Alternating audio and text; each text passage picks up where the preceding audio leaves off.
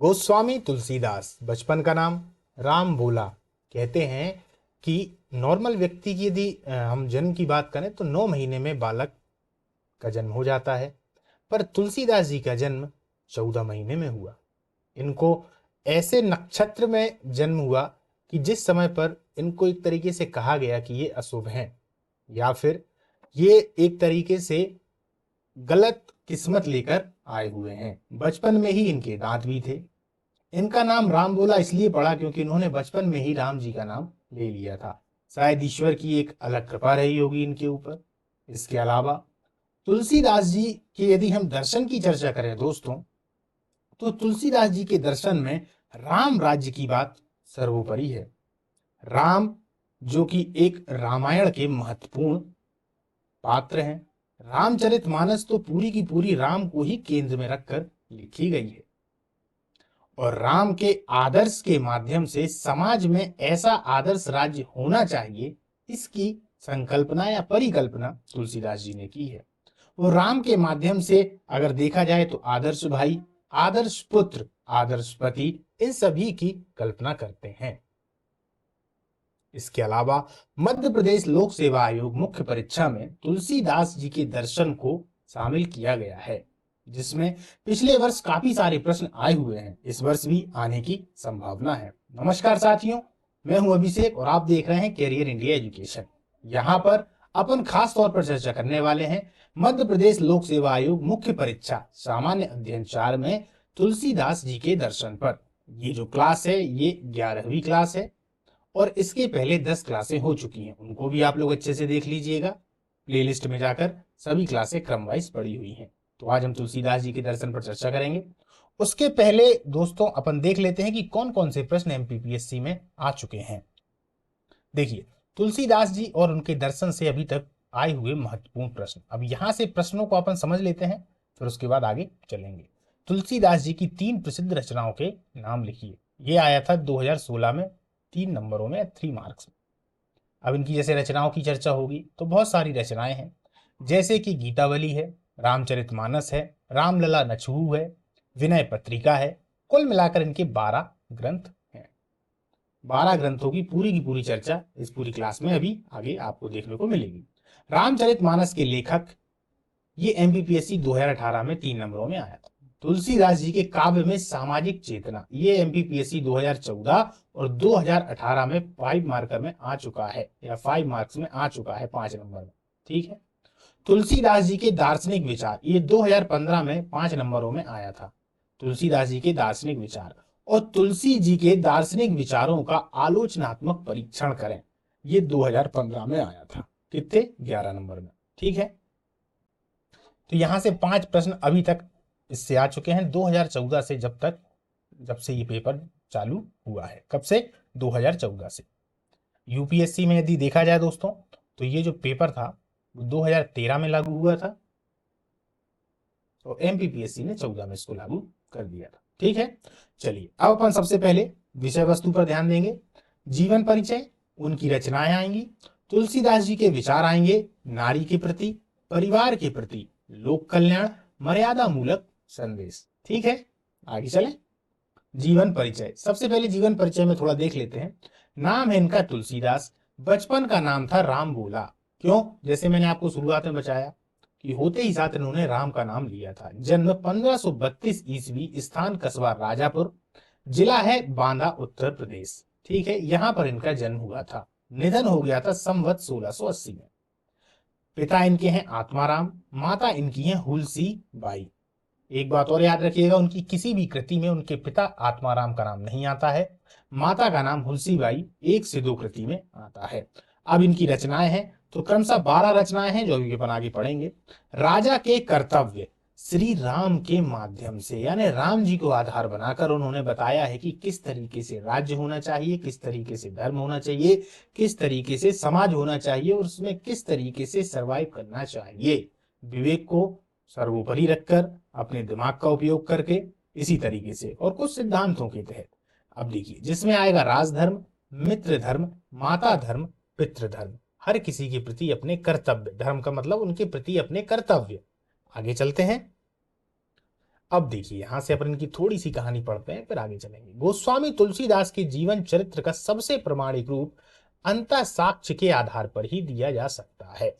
उनके जीवन से संबंधित अनेक युक्तियां उनकी रचनाओं में मिलती हैं, जो उनके जीवन संबंधी तथ्यों को प्रमाणित करती हैं। गोस्वामी तुलसीदास जी का जन्म 1532 ईस्वी में अर्थात 1589 विक्रम संवत में कस्बा राजापुर, जिला बांदा, यूपी में हुआ था। उनके पिता का नाम पंडित आत्माराम था, माता का नाम हुलसी था। पिता के नाम का उल्लेख उनकी किसी भी कृति में नहीं मिलता, परंतु माता का उल्लेख कई कृतियों में मिल जाया करता है।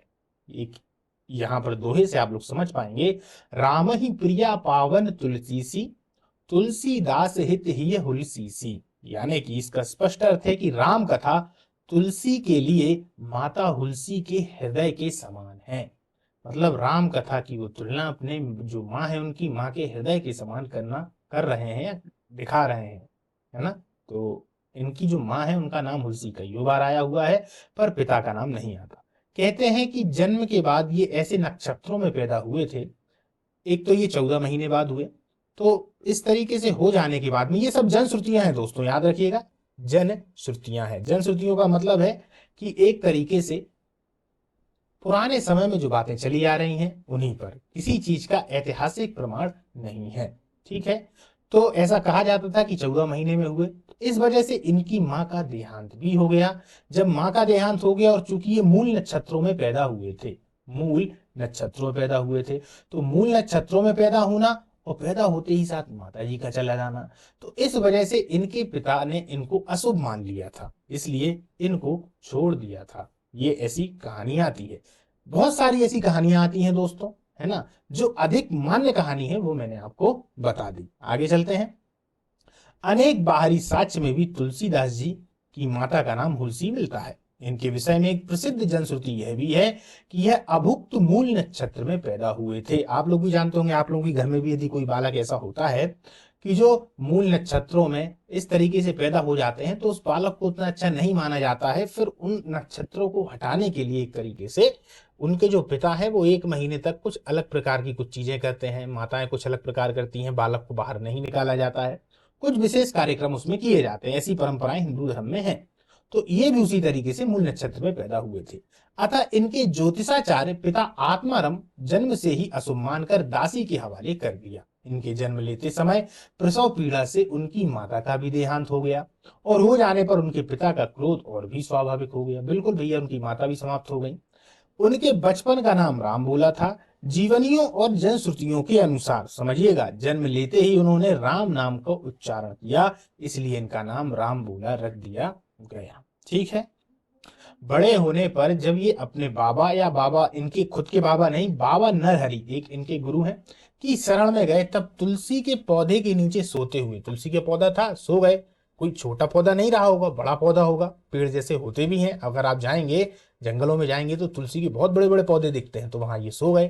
तो नीचे उनके मस्तक पर, यानी कि सिर पर, तुलसी के पत्तों को पड़ा हुआ देखकर बाबा नरहरि दास ने ही उनका नामकरण तुलसीदास कर दिया। तुलसी के जो दास हैं, है ना, तुलसीदास कर दिया। तुलसी की महिमा हमारी भारतीय परंपरा में सर्वोपरि है ना। पेड़ों में यदि देखा जाए तो जिस प्रकार पीपल का, अब बरगद का अपना एक स्थान है, उसी प्रकार तुलसी का भी अपना एक स्थान है, तो उनका नाम तुलसीदास कर दिया गया।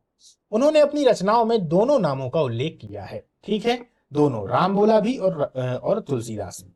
तुलसीदास परंपरा के अनुसार गोस्वामी जी किशोर अवस्था में, जब वो अपनी किशोर अवस्था में आए, जिस अवस्था में आप लोग हैं, है ना, उसी अवस्था में, या मैं हूं, संस्कृत भाषा और विविध शास्त्रों का पांडित्य प्राप्त कर काशी को गए। उनकी विद्वता से प्रभावित होकर, यानी कि उनके अंदर इतनी विलक्षणता थी, इतनी प्रतिभा थी, इससे प्रभावित होकर पास के ही गांव की किसी ब्राह्मण ने अपनी पुत्री रत्नावली का विवाह उनसे कर दिया। अब भैया यहाँ विवाह हो गया। विवाह हो जाने के पश्चात जनश्रुतियां कहती हैं, उनके अनुसार रत्नावली से उन्हें विशेष मोह था। रत्नावली कौन? उनकी पत्नी। इतना कि एक बार जब रत्नावली उन्हें बिना बताए उनकी अनुपस्थिति में मायके चली गई, तो यह उनके वियोग में अत्यधिक व्याकुल हो गए। वियोग का मतलब है उनके बिछड़ जाने पर अत्यधिक व्याकुल हो गए, परेशान हो गए। आधी रात को ही बाढ़ से युक्त नदी को पार कर, यानी उफनती हुई नदी है, उसको पार करके रत्नावली के गांव जा पहुंचे। कौन रत्नावली? उन्हीं की पत्नी। वहां ससुराल पक्ष के द्वारा किए जाने वाले व्यंग से घबराकर, व्यंग का मतलब कि ये भैया जब अपने ससुराल में जाएंगे, वो भी इतनी रात में जा रहे हैं, तो सब लोग हंसेंगे नहीं कि देखो अच्छा प्रेमी आ गया। तो व्यंग से घबराकर ये सीधे रास्ते से तो घर में प्रविष्ट नहीं हुए। प्रविष्ट होने का मतलब है प्रवेश होना, बल्कि घर के छज्जे पर लटक रही रस्सी को पकड़कर, यानी जो छत में रस्सी लटक रही थी उसी को पकड़कर ऊपर चढ़ने लगे।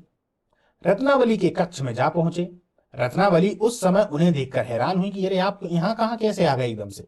और आने के साधन को जानने पर उन्होंने पूछा, आए तो ठीक है, पर यहाँ ऊपर चढ़कर कैसे आए?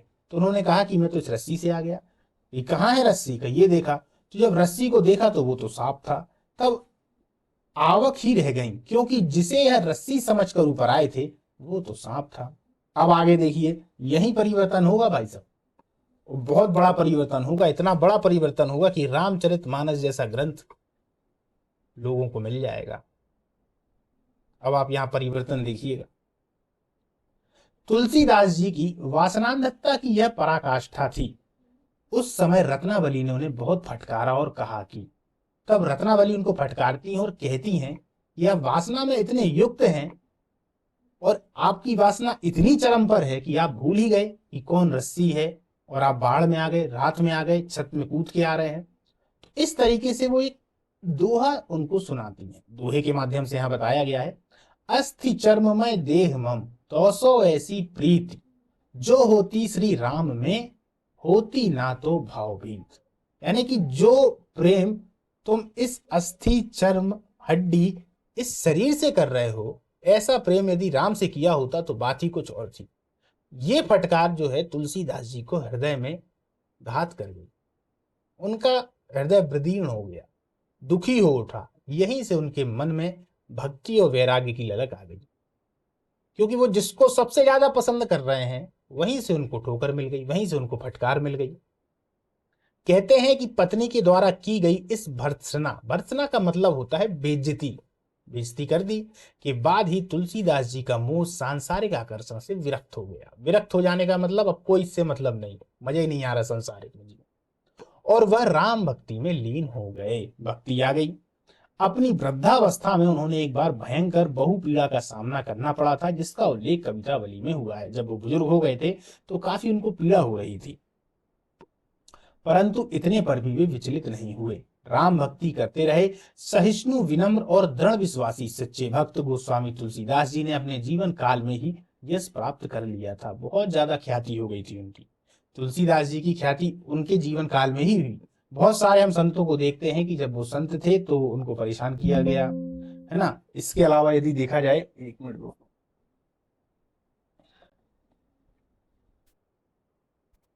है ना, इसके अलावा यदि देखा जाए तो संत उस समय उतने प्रभाववती, या एक तरीके से कह सकते हैं उतने ज्यादा प्रभाव में नहीं रहते हैं जब जितना कि वो बाद में होते हैं। पर तुलसीदास जी अपने समय में ही काफी ज्यादा प्रसिद्ध हो गए थे, इसकी प्राप्ति मिल गई थी उनके लिए। अंततः संवत 1680 में गंगा नदी के किनारे सावन मास की शुक्ल पक्ष की सप्तमी तिथि को उन्होंने अपने भौतिक शरीर का त्याग कर दिया। इस विषय में भी निम्नलिखित एक दोहा मिलता है, उसको सुनिए। संवत 1680, असी गंग के तीर, श्रावण शुक्ला सप्तमी, तुलसी तज्यो शरीर। ठीक है, तो फिर उन्होंने अपने शरीर को त्याग दिया। आगे चलते हैं। तुलसीदास की रचनाएं, यहां से प्रश्न आता है दोस्तों। देखिए, रचनाओं पे अपन ने शुरुआत में देखा तो एक प्रश्न आया हुआ है, हो सकता है इनमें से किसी भी रचना को उठाकर दे देंगे, है ना, तो आप लोगों को करना पड़ेगा।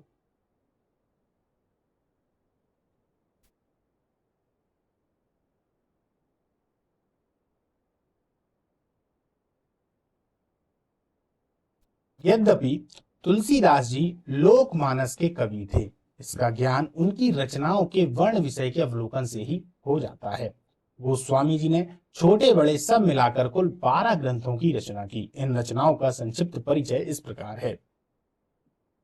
रामलला नहछू, वैराग्य संदीपनी, रामाज्ञा प्रश्न, जानकी मंगल, रामचरितमानस, पार्वती मंगल, गीतावली, कृष्ण गीतावली, बरवै रामायण, दोहावली, कवितावली और विनय पत्रिका। विनय पत्रिका उनकी अंतिम कृति मानी जाती है। क्या कह सकते हैं? अंतिम काव्य कृति मानी जाती है। काव्य कृति। ठीक है। रामलला नहचू, इसके बारे में जानते हैं। राम के यज्ञोपवीत यानी कि जो जनेऊ संस्कार होता है, उत्सव के पूर्व होने वाले नहचू उत्सव को लक्ष्य करके ही रामलला नहचू लिखा गया। इस संस्कार में यज्ञोपवीत से पहले नाइन, जो नाई होते हैं ना, वो नाइन के द्वारा बालक के पैर के नाखून काटकर महावर लगाई जाती है। इसकी रचना काल का संवत 1611 है। भाषा इसकी अवधि है और लघु खंड काव्य है। ठीक। वैराग्य संदीपनी, इसमें संत स्वभाव का वर्णन, संत के लक्षण, उनकी महिमा, सच्चे संतों के गुण, वैराग्य के का प्रतिपादन, शांति लाभ है। इसकी रचना 1614 संवत में हुई। भाषा अवधि है, मिश्रित ब्रज भाषा है। रामाज्ञा प्रश्न, ये क्या है? रामाज्ञा प्रश्न के समस्त कांडों की कथा के साथ शकुन अपशकुन पर विचार किया गया है।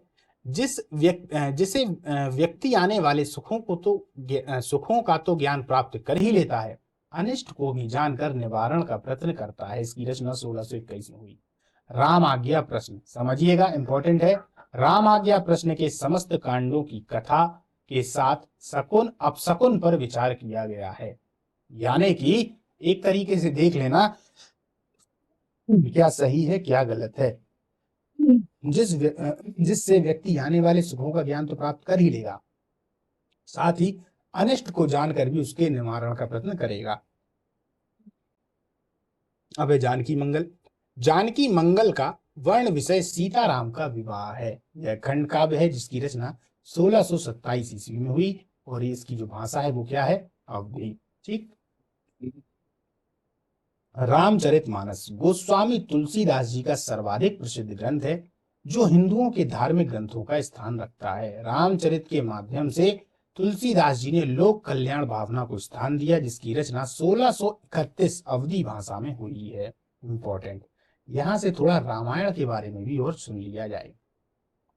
रामायण, राम प्लस अयन, जहां पर राम का अयन है वही रामायण है। ये तो रामचरितमानस हमने देख ली कि अवधी भाषा में है।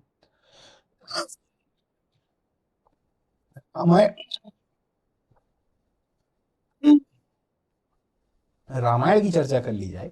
रामायण दोस्तों अगर देखा जाए तो वाल्मीकि के द्वारा लिखी गई है। किनके द्वारा लिखी गई है? वाल्मीकि के द्वारा।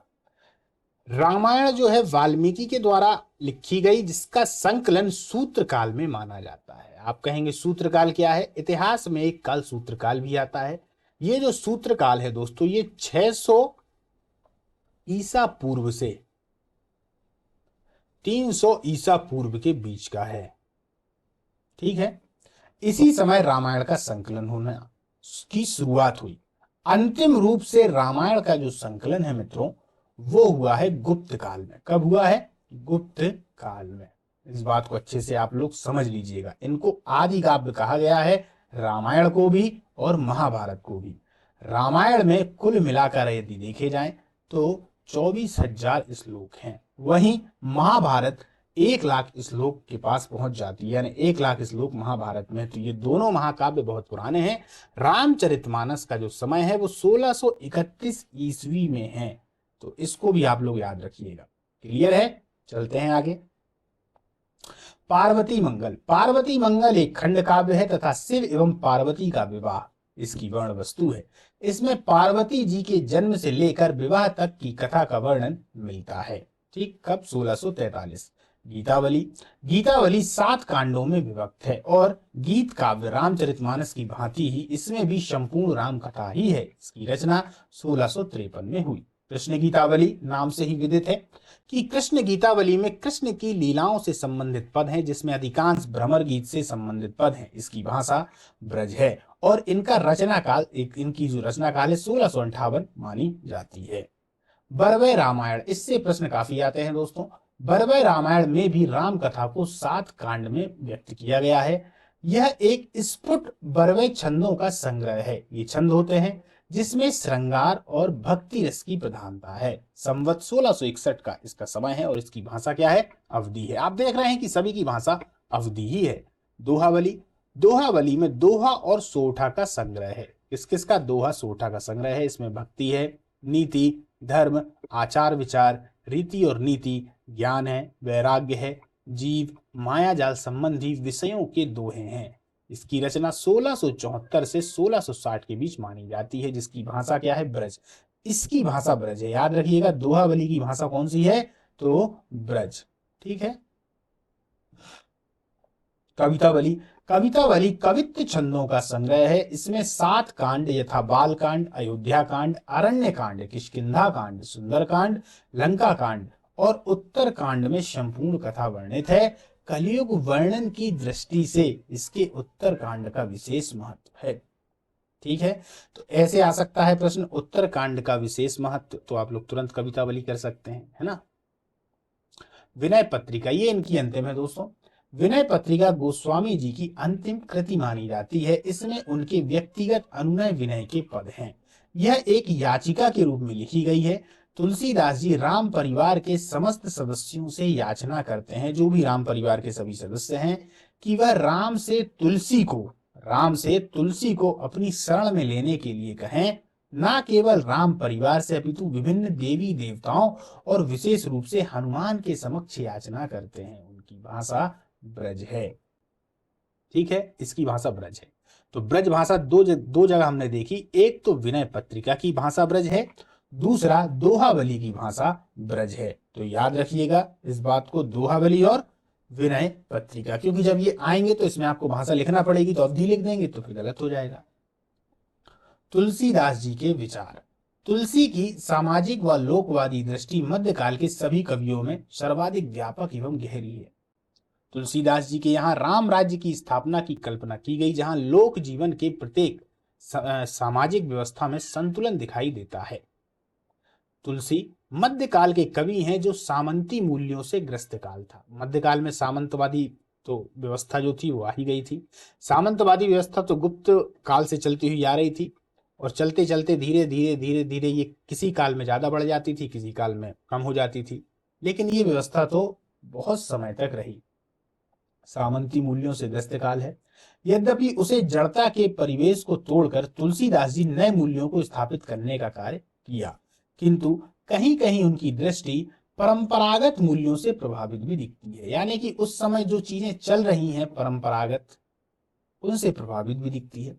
समाज के 3 महत्वपूर्ण पक्ष, वर्ण व्यवस्था, नारी की स्थिति तथा पारिवारिक मूल्यों के संदर्भ में हम तुलसीदास जी के दृष्टिकोण की चर्चा कर सकते हैं।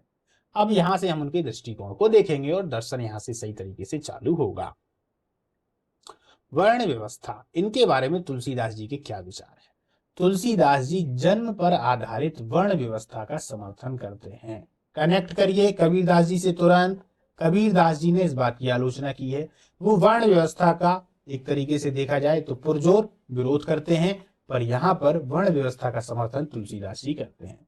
कहीं कहीं उनका दृष्टिकोण शूद्रों के प्रति कट्टर भी दिखाई देता है। यहाँ इस वर्ण व्यवस्था में आप लोगों को लिखना बहुत जरूरी है। सुनिए यहाँ से, पूजहि विप्र सकल गुणहीना, शूद्र न गुणगण प्रवीणा, ढोल गवार शूद्र पशु नारी, सकल ताड़ना के अधिकारी, विधिहु नारी हृदय गति जानी, सकल कपट अध अवगुण खानी। क्लियर? अब यहां से समझते हैं नारी विषयक भावना क्या है। तुलसीदास जी की नारी भावना विवाद का विषय रही। उन्होंने कुछ प्रसंग में नारी की निंदा की, तो कुछ स्थानों पर प्रशंसा में कुछ विद्वानों का मत है कि तुलसीदास जी ने नारी की निंदा वहीं पर की है जहां पर वह तप और निवृत्ति में बाधक है। फिर से कनेक्ट करिए कबीर से। कबीर जी भी नारी की निंदा करते हुए नजर आते हैं, पर तुलसीदास जी नारी की यदि कहीं निंदा भी कर रहे हैं तो साथ साथ में उनने तारीफ भी की है। यानी नारी के मामले में तुलसीदास जी के जो विचार हैं वो मध्यम हैं, पर कबीर जी के जो विचार थे वो मध्यम नहीं थे, वो एकदम से ही नकारात्मक थे। ठीक है, निवृत्ति में बाधक है। वो कहते हैं वहां नारी की एक तरीके से उनकी प्रशंसा नहीं कर रहे हैं जहां वो तप और निवृत्ति में बाधक है। तप का मतलब तपस्या करने की बात आ रही है, निवृत्ति मार्ग का मतलब वैराग्य से संबंधित है। क्योंकि यदि नारी है आपके साथ में तो तप और निवृत्ति अपने आप ही बाधक हो जाएंगी, क्योंकि आप उन नियमों का एक तरीके से पालन नहीं कर पाएंगे, मोह माया में पड़ जाएंगे, और मोह माया में पड़ जाएंगे तो तप और निवृत्ति मार्ग अपने आप ही आपका एक तरीके से देखा जाए तो दुष्कर हो जाएगा। तुलसी के युग में नारी की स्थिति दुखद थी। उसे विवशता और आत्मदान, बलिदान, दासता का जीवन व्यतीत करना पड़ रहा था। तुलसी की रामचरितमानस का यह कथन बताता है कि उस समय के समाज में नारी की तुलना ढोल, गवार, शूद्र और पशुओं से की जा रही थी। एक तरीके से कुछ लोग ये भी कहते हैं कि उन्होंने ये बताने का प्रयास किया है कि उस समय पर इनकी तुलना कि इनको किनके समान समझा जा रहा था, ये भी कहा जाता है ना। तो आप लोगों को समझ में आया कि वर्ण व्यवस्था के वो समर्थक हैं, जन्म से इंसान को समझते हैं, कर्म से नहीं समझते। नारी विषयक भावना में आप लोगों ने देख लिया कि कहीं कहीं नारी को वो गलत ठहरा देते हैं, कहीं कहीं पर सही ठहरा देते हैं। तुलसीदास जी के नारी विषयक उपयुक्त कथनों में उनकी परंपरावादी दृष्टि दिखाई देती है। तो ये आप देखिए, परंपरावादी दृष्टि का मतलब समझ पा रहे हैं? मतलब कि उस समय पर जो चीजें चली आ रही हैं समाज में, कुरीतियों के रूप में हो, रूढ़िवादियों के रूप में हो, पूर्वाग्रह के रूप में हो, उसी के तहत सामने वाले ने भी लिख डाला हो। जैसे तुलसीदास जी ने जैसा उन्होंने देखा वैसा ही लिख दिया, उसके विरोध में नहीं लिखा। तो वही परंपरागत या परंपरावादी दृष्टि कहलाती है। अच्छा शब्द है, इसको आप अपने शब्दकोश में जोड़ लीजिएगा। कहाँ जोड़ना है? दिमाग में, ताकि लिखते समय वो प्रकट हो जाए। कहां पर? आपकी उत्तर पुस्तिका में। ठीक है। किंतु कुछ प्रसंग को अपवाद माने तो नारी के संबंध में नकारात्मक उपयोग का प्रयोग करने वाले अधिकांश चरित्र खलनायक वर्ग के हैं, जिनके कथनों के साथ लेखक की मनोवृत्ति का तादात्म्य नहीं माना जा सकता। निसंदेह तुलसीदास नारी के संदर्भ में अपने युग की वैचारिक सीमाओं का अतिक्रमण क्रांतिकारी ढंग से नहीं कर सके। अतिक्रमण नहीं किया उन्होंने, उसी जैसा सब बोल रहे थे तो उसी तरीके से वो बोलते चले गए। लेकिन नारी की व्यवस्था उनके मन में संशय अवश्य पैदा करती रही। वे परिवार के भीतर उसके लिए सुरक्षा भाव उत्पन्न करने के इच्छुक थे। परिवार के भीतर उसके लिए सुरक्षा भाव, यानी जब वो परिवार में रह रही है तब उसको सम्मान उसके अनुसार मिलना चाहिए। यानी जब वो अपने माता पिता के घर में है तो भी सम्मान मिले, जब वो बाहर जा रही है यानी अपने ससुराल, तो भी उसको अंदर से सम्मान मिले। तो इसके वो इच्छुक हमेशा रहे। इसीलिए नारी के मामले में यदि देखा जाए तो इनके विचार मध्यम मार्गीय जैसे लगते हैं, है ना। एकदम से पूरी स्वतंत्रता भी नहीं देना चाह रहे हैं और एकदम से पूरा वो भी नहीं करना चाह रहे हैं। इस तरीके से मध्यकालीन जनता के परिवेश में बंधनों में बंधी नारी की परतंत्रता के प्रति उनमें आक्रोश भी दिखाई देता है। काथ विधि सृजी नारी जग माही, पराधीन सपनेहु सुख नाही। यानी कि वो एक तरीके से बता रहे हैं पराधीन, यानी कि जो पराधीन है, जिसके पास स्वतंत्रता नहीं है, वो कभी खुशी नहीं रह सकता। और महिलाओं के साथ ऐसा था कि वो लोग स्वतंत्र नहीं थी। स्वतंत्र होने का सीधा सा मतलब है दोस्तों, एक तरीके से देखा जाए कि धन का होना। यदि इंसान के पास में धन है, चाहे वो औरत हो, चाहे वो एक तरीके से देखा जाए तो आदमी हो, यदि धन है उसके पास में तो स्वतंत्रता अपने आप उसके साथ में आ जाएगी। और उस समय ऐसा है नहीं, क्योंकि अधिकार ही नहीं है। अधिकार नहीं है तो शिक्षा नहीं होगी, शिक्षा नहीं होगी तो एक तरीके से धन भी नहीं आ पाएगा, है ना।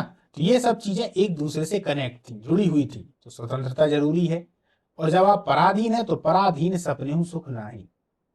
तो यहां से वो ये कहना चाह रहे हैं कि जो पराधीन है या जो किसी का गुलाम है या जो रुका हुआ है उसको सुख नहीं मिल सकता।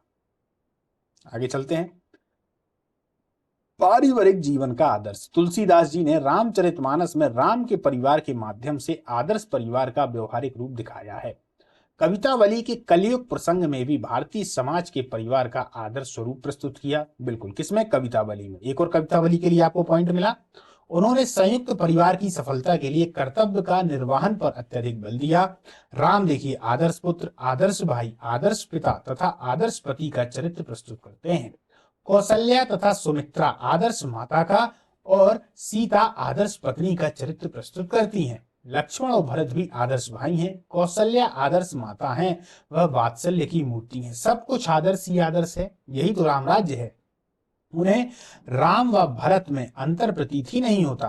राम भरत दो सुत सम जानी, राम भरत दो सुत सम जानी। सीता पवित्र तथा कर्तव्य परायण पत्नी है, वह परिवार के सभी बड़ों की सेवा करती हैं। सब कुछ आदर्श ही आदर्श है।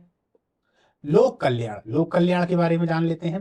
तुलसीदास जी भक्ति आंदोलन के महान पुरोधा थे। तुलसी लोक धर्म में विश्वास रखते थे। लोक धर्म का अर्थ लोक कल्याण था।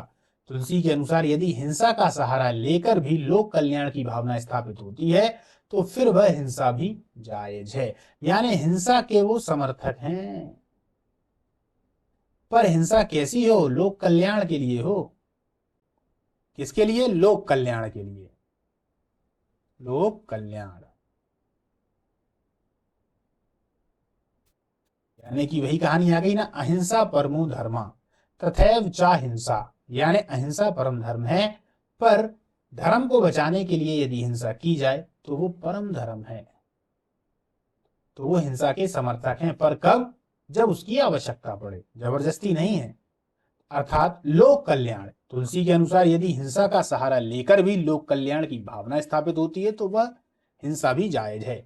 अत्याचारियों के प्रति सात्विक हिंसा, व्यवहारियों के प्रति सात्विक क्रोध का भाव भी लोक धर्म है। इससे भी मानव मूल्य की स्थापना होती है। तुलसीदास राम के द्वारा बाली के वध को जायज ठहराते हैं। वध हुआ था ना बाली का, क्योंकि उसने सुग्रीव की पत्नी को अपने वश में कर रखा था। इस प्रकार जब समुद्र ने मार्ग नहीं दे रहा था तो उनका धनुष सक्रिय हो जाता है। यहाँ तुलसी कहते हैं भय बिन होए न प्रीति। आपको यदि किसी से प्रेम है, आप भी चाहते हैं कि वो भी आपसे प्रेम करे उसी तरह, तो भय को लाना जरूरी है।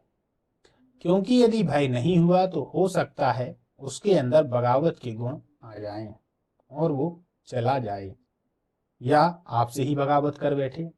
तो भय बिन होए न प्रीति। हमारे भारत के समाज में अगर देखा जाए तो जो बालक है वो पिता से कम ही बात करता है। माँ से सब कुछ बताएगा, सब बात करेगा, पर पिताजी से वो प्रेम तो करता है, पर उसके अंदर एक भय हमेशा बना रहेगा। ये आप लोगों ने देखा होगा, आप लोगों के अंदर भी होगा कि आप उतना अपने पिता से बात नहीं कर पाते जितना माताजी से बात करते हैं। सब कुछ बोल भी देंगे, अपनी व्यथा सुना देंगे, कुछ चाहिए भी होगा तो भी अप्रत्यक्ष रूप से अपनी माँ से कहेंगे कि कुछ चाहिए है पापा जी से बोल लो, है ना, पिताजी से बोल दीजिए। इस तरीके से बात होती है। तो ये वही है, भय बिन होए ना प्रीति। डर भी है, प्रेम भी है, ठीक है।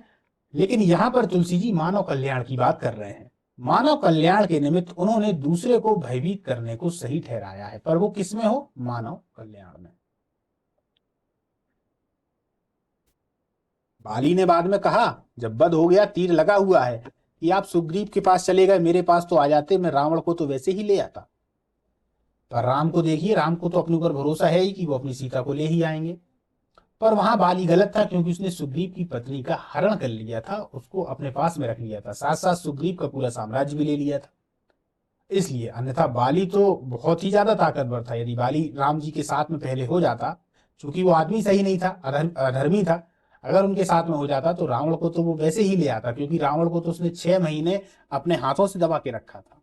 चलिए आगे चलते हैं। मर्यादा पालन। तुलसी मर्यादा पालन में विश्वास रखते हैं। यह मर्यादा समाज के साथ साथ पूरे वातावरण में देखना चाहते हैं।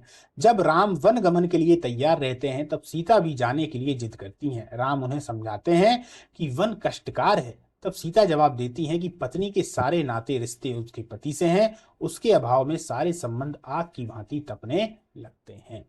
अर्धांगिनी होने के नाते पति के सुख दुख के आधे की वह भागी हैं। ये सीता माँ कह रही है। तुलसी मर्यादा के जरिए ही भाई भाई, पति पत्नी, माता पिता के बीच संबंध निर्धारित करते हैं। ये मर्यादा पालन है। पर ध्यान रहे, तुलसी का मर्यादावाद किसी को नियमों का गुलाम नहीं बनाता। अभी आप देखिएगा नियम टूटेंगे भी। अब नीचे आते हैं, देखिए। जब लक्ष्मण मेघनाथ के बाण से घायल हो जाते हैं तब राम कहते हैं ज्यो जन तनऊ बन्नु बंध बिछोहू, पिता वचन मान तऊ नहीं मोही। अर्थात यदि मैं जानता कि वन में अपने भाई से बिछड़ जाता तो फिर पिता के वचनों को नहीं मानता। तो यहाँ राम ये भी कह रहे हैं एक तरीके से, जो कि रामचरितमानस में बताया गया है, कि यदि आवश्यकता आ जाए तो फिर मर्यादाओं को लांघ भी जाना चाहिए, वहां पर नियम तोड़े भी जा सकते हैं। ये बात महाभारत में कहीं ना कहीं श्री कृष्ण जी ने भी कहा है। तो श्री कृष्ण जी ने तो कई बार मर्यादाओं को तोड़ा है।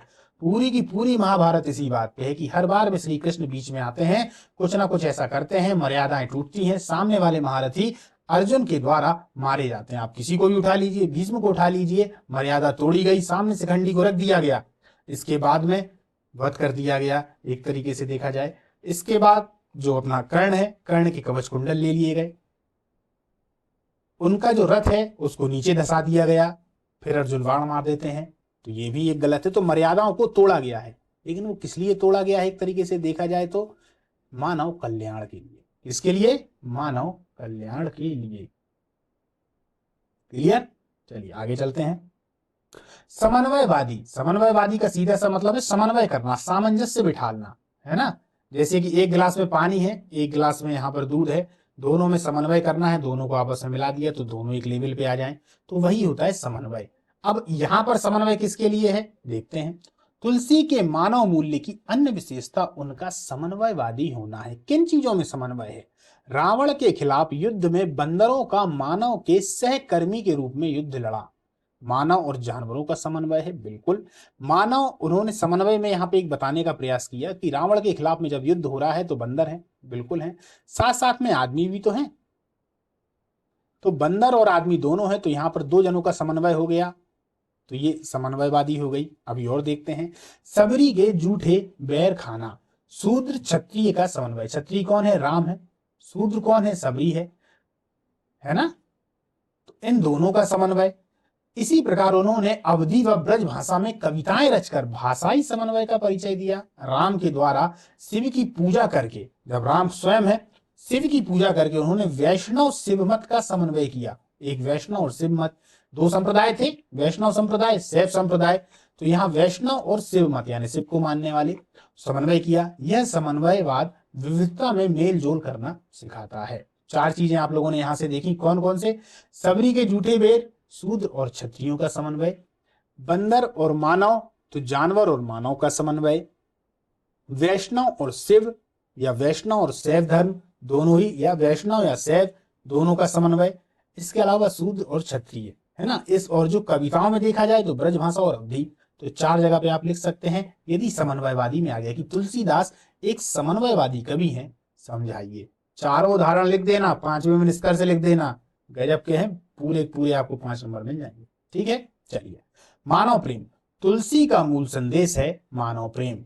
मानव प्रेम को सक्रिय रूप देना, सहानुभूति को व्यवहार में परिणत करके जनता की मुक्ति संघर्ष में योगदान देना ही हमारा कर्तव्य है। आगे चलते हैं। तुलसीदास के अनुसार राज व्यवस्था कैसी हो देखते हैं। पूरे भक्ति काल में तुलसीदास अकेले ऐसे रचनाकार हैं जो राजनीति के प्रश्नों से टकराते हैं। आप देख लीजिए। चलिए यहाँ पर एक चीज और क्लियर कर दूं कि भक्ति काल में दो धाराएं हुई, एक निर्गुण एक सगुण। सगुण के जो सर्वोपरि व्यक्ति हैं वो तुलसीदास जी हैं। वो राम को आराध्य मानते हैं, राम को सामने एक साकार रूप देते हैं। और निर्गुण में कौन थे? तो जैसे गुरु नानक थे, कबीर थे, दो अपन लोगों ने निर्गुण के पढ़ लिए। आज सगुण की चर्चा अपन कर रहे हैं। ठीक है। वह मानते हैं कि अच्छे समाज की शर्त अच्छी राजनीति है, और यही कारण है कि अपने समय की राजनीति की विसंगतियों की कटु आलोचना करते हैं। साथ ही एक श्रेष्ठ वैकल्पिक व्यवस्था की कल्पना भी करते हैं। तुलसी स्वयं इस व्यवस्था को नहीं बदल सकते थे, लेकिन वे अलौकिक स्तर पर ऐसे राजा के लिए दंड की व्यवस्था जरूर करते हैं।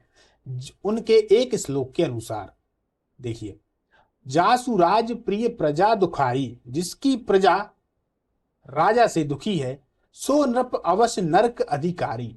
तो वह जो राजा है वह नरक का अधिकारी है, वह नरक भोगेगा, वो नरक को डिजर्व करता है ना।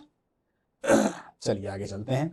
तुलसीदास जी राम राज्य की धारणा स्पष्ट करते हैं। उनकी दृष्टि में यह राज्य ऐसा है जहां प्रत्येक व्यक्ति के जीवन की मूल आवश्यकताएं पूरी होती हैं, साथ ही जहां किसी प्रकार का संकट नहीं आता। इस तरीके का उनका राम राज्य है।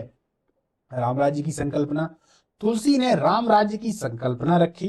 राम राज्य में पुरुष एवं नारी के लिए एक ही नियम है, पुरुषों को भी एक ही नारी व्रत का पालन करने की वकालत की गई है। तुलसी जब कहते हैं एक नारी व्रत रत सब झारी, सो मन बच क्रम पति हितकारी, इसका मतलब यही है। इस प्रकार तुलसी एक ऐसे समाज की बात करते हैं जिसमें कोई भी अज्ञानी और भूखा ना हो। ये भी एक बात है, समझिए यहां से। नहीं दरिद्र को दुखी न दीना, नहीं दरिद्र को दुखी न दीना, नहीं को अबुध न लक्षण हीना। इस प्रकार का उनका राज्य है कि कोई भूखा भी ना हो, नारी व्रत का पालन करे, तो जो आदमी है वो भी उस व्रत का पालन करे, वो भी एक ही पत्नी रखे या अपनी पत्नी से ही प्रेम करे। इस तरीके से मानव कल्याण, तुलसी मानव कल्याण प्रजा के हित में देखते हैं। राजा और प्रजा के संघर्ष में तुलसी प्रजा के साथ में है, राजा के साथ नहीं है। ना, वो किसके साथ में है? प्रजा के साथ में है कि प्रजा यदि खुश है तभी तो राजा खुश रहेगा, और राजा का ये कर्तव्य है कि प्रजा को खुश होना चाहिए कैसे भी हो। रामचरितमानस में भी प्रजा को सताने वाले को कहते हैं, जो प्रजा को सता रहे हैं वो, उनके लिए जासु राज प्रिय प्रजा दुखारी, सो नृप अवसी नरक अधिकारी। जो भी अपनी प्रजा को दुख देगा वो नरक का अधिकारी हो जाएगा। यहां तक कि वह राजाओं के पतन की भविष्यवाणी भी कर देते हैं। राज्य का करत बिनु काज ही, करे कुचली कुसाज, तुलसी ते 10 कंद ज्यों, जई है समिति समाज। यहां से वो व्यंग करते हैं और कह देते हैं कि उनका पतन भी हो जाएगा, जो राजा अपने प्रजा को खुश नहीं कर सकते। अर्थव्यवस्था के संबंध में देख लेते हैं तुलसीदास जी के विचार। तुलसी मध्यकाल के संभवतः अकेले कवि हैं जिन्होंने आर्थिक समस्या को कविता की समस्या के रूप में स्वीकारा है। भक्ति काल के कवियों में लोक चेतना तो काफी अधिक रही। आपने देखा भक्ति काल में लोक के बारे में तो बहुत चर्चा की है आदमी ने, पर अर्थव्यवस्था के बारे में किंतु समानता उन्होंने आर्थिक चिंतन विस्तार पूर्वक नहीं किया। तुलसी ऐसे अकेले कवि हैं, सिर्फ इन्होंने ही किया है, तो ये एक विचार महत्वपूर्ण है इनके लिए, जिन्होंने, आपके लिए महत्वपूर्ण है लिखने के लिए, कीवर्ड्स में लिख लीजिएगा, जिन्होंने आम आदमी की आर्थिक समस्या को समझा एवं उन्हें कविता के केंद्र में स्थापित किया। उनकी स्पष्ट मान्यता है, जगत में गरीबी से बड़ा कोई दुख नहीं है। यहां से स्पष्ट होता है, सुनिए श्लोक, आपने सुन रखा है, नहीं दरिद्र सम दुख जग माही, संत मिलन सम सुख जग नाही। दरिद्र के समान इस संसार में कोई भी दुख नहीं है, और संत के मिल जाने के समान और कोई सुख नहीं है। क्लियर? आगे चलते हैं। भाषा संबंधी दृष्टिकोण, भाषा के प्रति उनका क्या दृष्टिकोण है? भाषा के संबंध में तुलसी का दृष्टिकोण जनवादी है। वे साफ कहते हैं, जनवादी का मतलब जो जन में प्रचलित है भाषा, जिसको जन लोग समझ सकें, जन यानी जनता, वो समझ सके, तो उनका दृष्टिकोण जनवादी है। यदि यही शब्द ये हो जाता कि उनका दृष्टिकोण एक तरीके से देखा जाए तो यदि ऐसा हो जाता कि राजावादी, या यहां पर हम दूसरे शब्दों को देखें तो राजवादी है, तब राजा के अनुसार। यह आ जाता कुलीनतावादी है, तो कुलीनतावादी में क्या आ जाता कि जो विशेष वर्ग के लोग हैं वो लोग आ जाते हैं यहाँ, है ना। कुलीनतावादी शब्द ज्यादा सही है कि भाषा के संबंध में तुलसी का दृष्टिकोण कुलीनतावादी है। तो हम फिर क्या समझते, कुलीनतावादी का मतलब है कि जो विशेष लोग हैं उन्हीं की भाषा, पर यहाँ तो जनवादी है, यानी आम जनमानस है। भी साफ कहते हैं, अब क्या कहते हैं सुनिए, का भाषा का संस्कृत प्रेम चाहिए साँच, कमजू आवे कामरी, काले करियु कुमाच। अब यहां से समझिए, तुलसी संस्कृत के प्रकांड कवि हैं, विद्वान हैं। उन्होंने पहले रामचरितमानस की रचना संस्कृत में ही आरंभ की, किंतु लोक मंगलकारी चेतना से युक्त होने के कारण उन्होंने अंततः अवधि को ही चुना। उन्होंने रचना के अंत में स्वीकार भी किया कि लोक भाषा में लिखने की वजह से मेरा मन प्रबुद्ध हो गया है। भाषा बद्ध कर भी मैं सोई, मोरे मन प्रबोध जही होई। यहां से सीधा एक अर्थ निकल कर आता है कि वो चाहते तो संस्कृत में लिख देते भैया, वो तो विद्वान है संस्कृत के, पर उन्होंने कहा कि संस्कृत में लिख तो दूंगा पर समझेंगे कैसे। इसीलिए तो रामचरितमानस का इतना ज्यादा एक तरीके से प्रभाव इसीलिए है कि इसकी जो भाषा है, जब आप लोग भी इसको पढ़ते होंगे, बहुत सारे लोगों ने पढ़ रखी होगी, मैं भी इसको पढ़ता हूं, तो जब हम पढ़ते हैं तो हमें इसका अर्थ धीरे धीरे समझ में आने लगता है। हालांकि उसका अर्थ हिंदी में नीचे लिखा होगा, लेकिन यदि आपने एक बार उसके अर्थ को पढ़ लिया तो आप जब दूसरी बार तो अपने आप समझ में आ जाएगा। पर यदि संस्कृत आ जाए, रामायण जो संस्कृत में लिखी हुई है उसमें बहुत कठिन शब्द हैं, पूरे संस्कृत के शब्द हैं, वो नहीं समझ में आता बिना अर्थ पढ़े, पर इसको हम समझ सकते हैं, इसीलिए उन्होंने लोक की भाषा में इसको लिखा। तुलसीदास की कृतियों के आदर्शों की नैतिकता एवं प्रशासन में क्या उपयोगिता हो सकती है?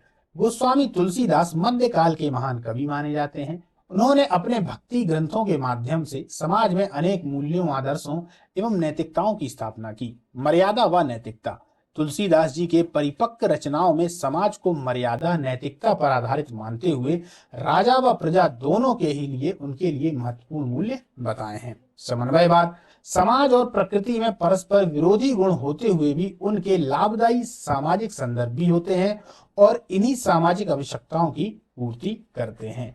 अब ये इनके नैतिक और प्रशासन से संबंधित उपयोगिता। कर्म की प्रधानता, तुलसीदास ने कर्म को सर्वोपरि बतलाते हुए कहा है, कर्म प्रधान विश्व करी राखा, जो जस करहि सोई फल चाखा। कर्म प्रधान है, गीता में भी कर्म प्रधान है, कबीर भी कर्म प्रधान की बात करते हैं, गुरु नानक भी कर्म प्रधान की बात करते हैं, अद्वैत दर्शन में भी कर्म प्रधान है। कर्म प्रधान तो रहेगा। यदि आदमी चाहे कि बिना, अगर कर्म प्रधान नहीं होगा तो फिर वो भाग्यवाद हो जाता है। यदि हमने सोच लिया कि जो कुछ हमारे साथ में हो रहा है वो सब पहले से लिखा हुआ है, तो ये बहुत खतरनाक है। वो इसलिए खतरनाक है, फिर इंसान भाग्यवादी हो जाएगा। वो सोच लेगा कि यार अब करना ही क्या है, जो कुछ लिखा है वो तो मिलेगा ही, निपट तो जाना ही है, चले तो जाना ही है। तो भाग्यवादी, इसीलिए कर्मवाद का विशेष महत्व है कि कर्म यदि करते चलेंगे तो धीरे धीरे जो नहीं भी लिखा है वो भी आपको मिलने की संभावना है। और कर्मवाद एक ऐसा है कि यदि आपके अच्छे कर्म है तो अपने आप ही वो चीजें मिल जाएंगी जो नहीं भी लिखी है। आदर्श की स्थापना, तुलसीदास जी ने अपने ग्रंथ श्री रामचरितमानस में सर्वत्र आदर्श की स्थापना की है और समाज के सभी वर्गों और कार्यों में कहीं ना कहीं आदर्श पात्रों को चित्रित किया है। शिक्षा व संस्कारों की आवश्यकता, शिक्षा व संस्कार की बाल्यकाल से मानव जीवन में आवश्यकता का प्रतिपादन, व्यक्तित्व व सामाजिक दोनों ही कहीं ना कहीं आदर्श पात्रों को चित्रित किया है। सदमार्ग में कष्टों की संभाव्यता, अब देखिए, जब भी आप सही मार्ग चुनेंगे तो कष्ट जरूर आएंगे, गलत मार्ग चुनेंगे तो कष्ट आते हैं पर बाद में इकट्ठा कष्ट आएगा, खत्म ही कर देगा, पर सदमार्ग में कष्ट तो आपके पास में आएंगे। अब देखिए, सत्य के लिए प्रयास करने में कई बाधाएं आती हैं और इन बाधाओं को पार करके ही बड़े लक्ष्य को प्राप्त कर समाज में कल्याण की स्थापना हो सकती है। आज जैसे आचरण की शुद्धता होनी चाहिए। भाई अगर आपका आचरण शुद्ध है तो उसमें कष्ट तो लगेगा ही, है ना। पहली चीज, बेकार आचरण करने में कोई कष्ट नहीं। अगर आप अपने चरित्र को या अपने आचरण को बेकार करना चाहते हैं तो कर लीजिए, बहुत सरल है, पर शुद्ध करने में बहुत समय लग जाता है ना। बहुत सारी चीजों का त्याग भी करना पड़ता है। कर्तव्य परायणता और सत्यनिष्ठा, इसमें भी एक तरीके से देखा जाए तो कष्ट होने की संभावना है, क्योंकि जब आप अपने कर्तव्य पर चलेंगे तो हो सकता है बहुत सारी रुकावटें आए। सत्यनिष्ठा की बात करेंगे क्योंकि आप ऐसे कलयुग में हैं कि जहां पर असत्य असत्य भरा पड़ा हुआ है। योग्यता व दक्षता के लिए कठोर साधना, आपको यदि योग्य बनना है, आपको दक्ष होना है, आपको प्रवीण होना है किसी कार्य में, तो आपको साधना तो करनी पड़ेगी, कठोर साधना। बैठ के पढ़ना पड़ेगा। जब आप बैठ के पढ़ते हैं तो पीठ आपकी दर्द करने लगती है कि नहीं, यही तो साधना है। जब आप 3-3 घंटे लिखते हैं मेंस के लिए तो हाथ दर्द करने लगते हैं कि नहीं। जब आप घर से बाहर नहीं जाते, ये भी तो एक कष्ट है। यार सब बाहर जा रहे हैं, मैं घर पे बैठा हूं, है ना, मैं घर पे पढ़ाई कर रहा हूं, तो ये भी कष्ट है। तो कठोर साधना, इसको सहना पड़ेगा। अधिकार व कर्तव्यों का ज्ञान। क्लियर दोस्तों, आज की जो अपनी क्लास है तुलसीदास जी की, वो यहाँ पर हम समाप्त करते हैं। अब अपनी जो अगली क्लास होगी वो अद्वैत दर्शन पर होगी। अद्वैत दर्शन की अपन चर्चा करेंगे, वो 2 पार्ट में आएगी दोस्तों। वो दरअसल बड़ा है अद्वैत दर्शन, उसको समझना बहुत जरूरी है, इसीलिए सबसे पहले मैं उसको आपको कंसेप्ट से समझाऊंगा, पूरा चित्र वित्र वगैरह बनाकर, तो आप लोग अच्छे से समझ में आ जाए। और उसको समझाने के बाद दूसरी क्लास में वो समाप्त हो जाएगी। जो लोग टेलीग्राम से नहीं जुड़े हैं कृपया करके टेलीग्राम से जुड़ जाएं। इसका जो PDF है वो आपको टेलीग्राम पर ही प्राप्त होगा। जैसे ही क्लास हमारी समाप्त होती है, अब जैसे अभी हो गई, तो हम टेलीग्राम पर उसको अपलोड कर देंगे। आप लोग जाइएगा तो क्लास भी देख लीजिएगा और PDF भी मिल जाएगी। PDF को उठा के कभी भी पढ़ सकते हैं, है ना। नमस्कार, मिलते हैं अगली क्लास में।